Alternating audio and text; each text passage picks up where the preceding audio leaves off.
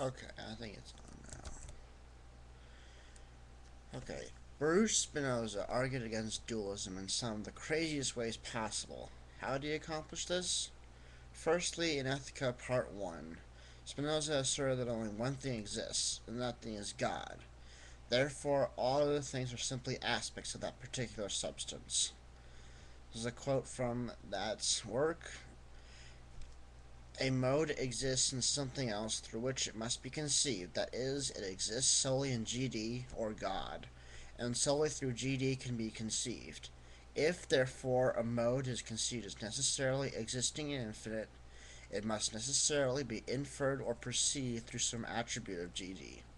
Insofar as such attribute is conceived as expressing the infinity and necessity of existence. End quote. However, I have a problem with this logic, and I assume that most reasonable Christians would agree with me on this. If all things are pieces of God, then God isn't a very good God. Think about it. The earth is rife with murders, pestilence, disease, and other things that deteriorate life and its chance of survival.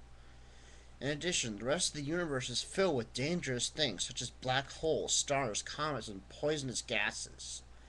Realistically, most of the universe is very uninhabitable to creatures like us. And even then, we're hardly safe on our own planet. Does that sound like the work of a benevolent God?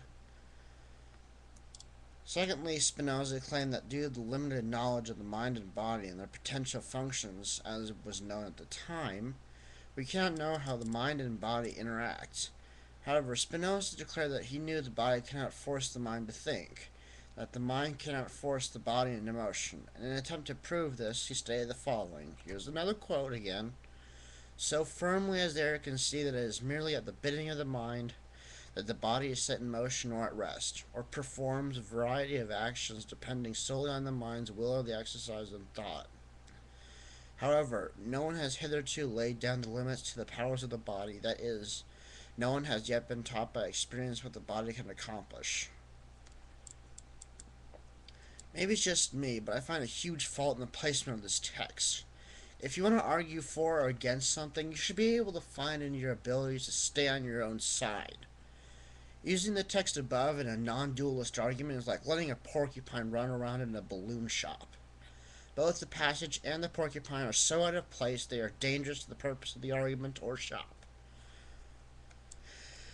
If I had been around when the Ethica was published, and if Spinoza was alive at that time, I would have went to Spinoza's house, knocked on his door, and punched him in the face for daring to argue both for and against his own views in the same work.